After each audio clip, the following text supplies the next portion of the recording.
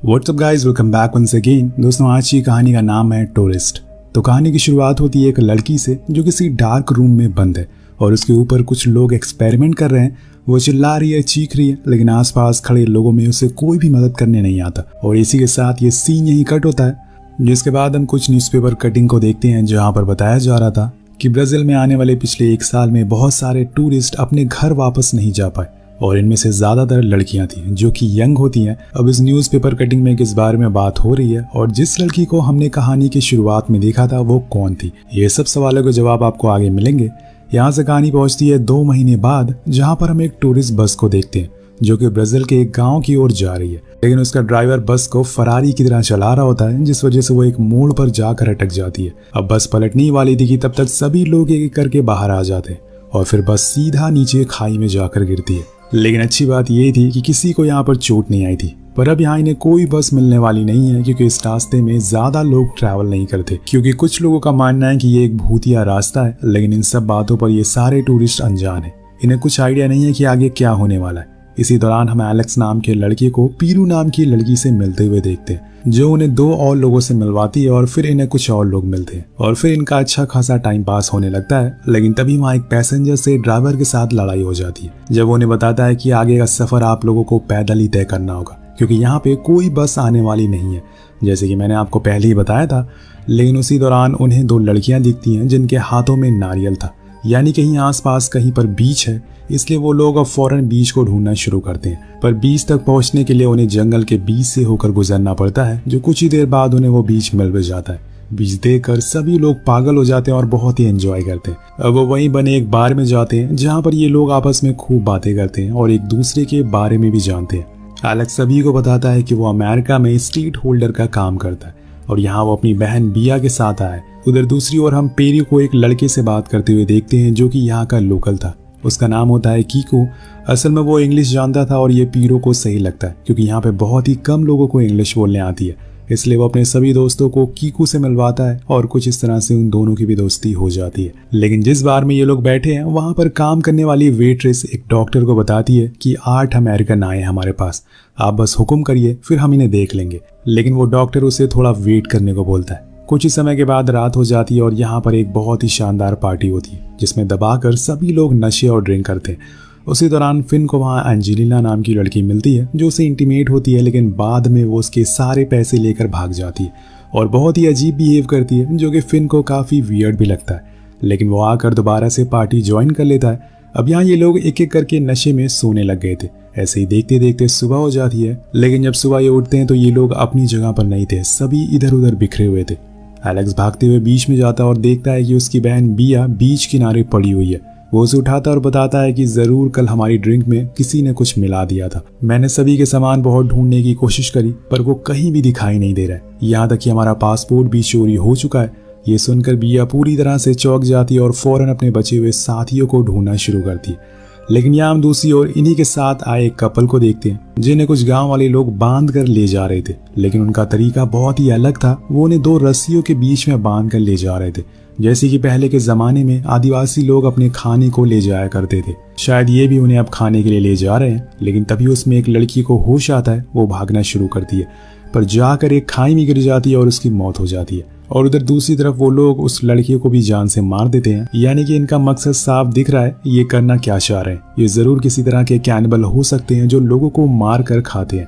लेकिन अभी तक बिया के दोस्त इन सब बातों से अनजान हैं, उन्हें कुछ भी नहीं पता कि यहाँ क्या हो रहा है। वो फिलहाल अपने खोए हुए दोस्तों को ढूंढ रहे हैं, जिसके लिए वो पुलिस के पास भी जाते हैं। लेकिन हैरानी की बात ये थी कि इस गाँव में पुलिस नहीं है और ना ही गांव के लोगों को पुलिस के बारे में कुछ मालूम है। ये लोग उनसे बात करने की बहुत कोशिश करते हैं पर अफसोस उन्हें इंग्लिश नहीं आती, जिस वजह से ये ऐसे ही भटकते रहते हैं। उसी दौरान एक छोटा बच्चा एलेक्स की कैप पहनकर घूम रहा था और उसके सभी दोस्त उस कैप को पहचान लेते हैं और उस लड़की के पीछे भागते हैं। लेकिन वो भी इन्हें देखकर भागना शुरू करता है। इसी चक्कर में उसे चोट लग जाती है। अब इन लोगों के ऊपर जान की मुसीबत आ जाती है क्योंकि सभी गांव वाले उस बच्चे की रोने की आवाज़ सुनकर बाहर आ जाते हैं और इन सभी को मारने के लिए चढ़ जाते हैं। ये सभी उन्हें समझाने की बहुत कोशिश करते हैं कि हमने कुछ नहीं किया, हम ऐसे कुछ नहीं करने वाले थे। लेकिन उन लोगों को इंग्लिश समझ आती नहीं। पर सही समय पर वहाँ पर कीकू आ जाता है और उन सभी लोकल को समझाता है कि इनका सामान खो गया है और इस वजह से ये परेशान है, उसे ढूंढ रहे हैं। तब जाकर वहाँ का माहौल शांत होता है। सभी लोग कीकू को थैंक यू बोलते हैं, लेकिन यहाँ वो सभी को बताता है कि जिस जगह पर तुम लोग हो वो तुम्हारे लिए सही नहीं है, इसलिए तुम लोग को फौरन यहाँ से निकल जाना चाहिए।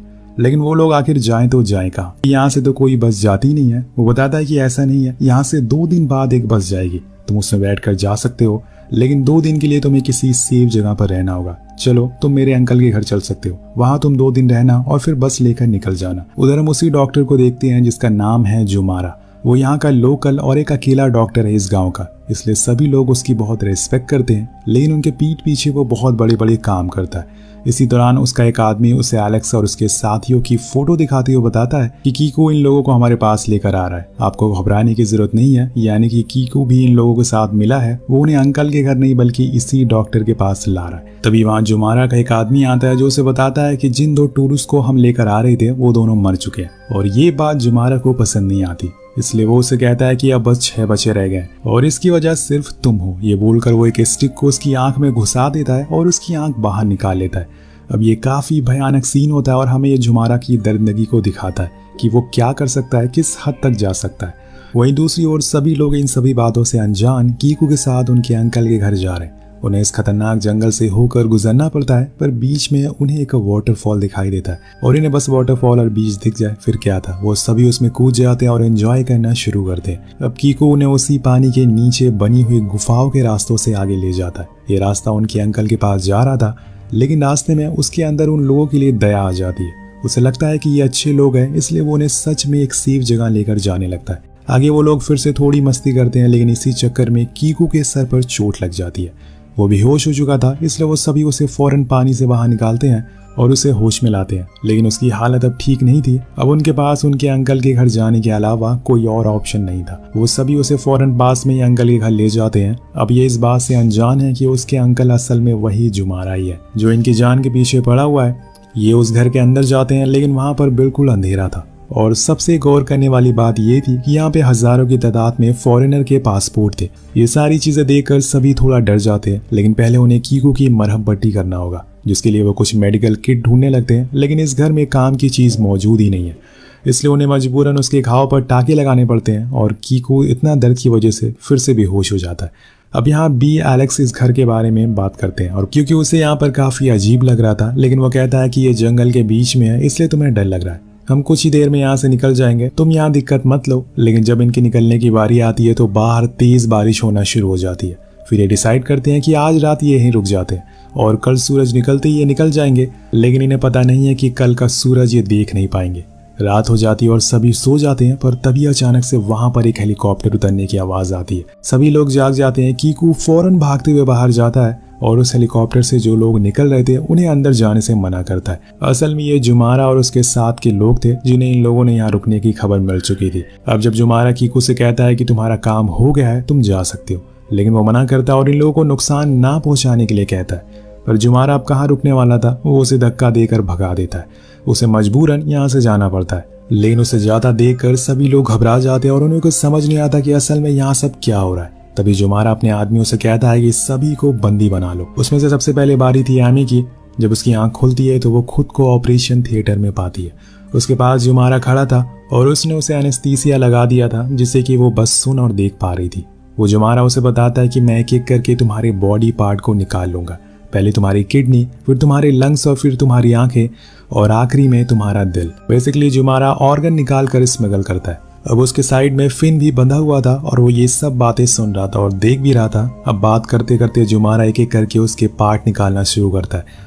ये सब वो देख रही थी क्योंकि वो जिंदा थी। उसने अभी तक उसे मारा नहीं था, क्योंकि ऐसा करते ही उसके बॉडी पार्ट बेकार हो जाते। इसलिए जब वो सारी चीजें पहले निकाल लेता है और आखिरी में जैसे ही उसका दिल निकालता है, उसी समय वो दम तोड़ देती है और ये सब फिन देख कर रोने लगता है। वो तो यहाँ पर एंजॉय करने आया था, लेकिन ऐसा कुछ हो जाएगा उसे पता नहीं था। लेकिन अब यही हकीकत है और उसे एक्सेप्ट करना ही पड़ेगा।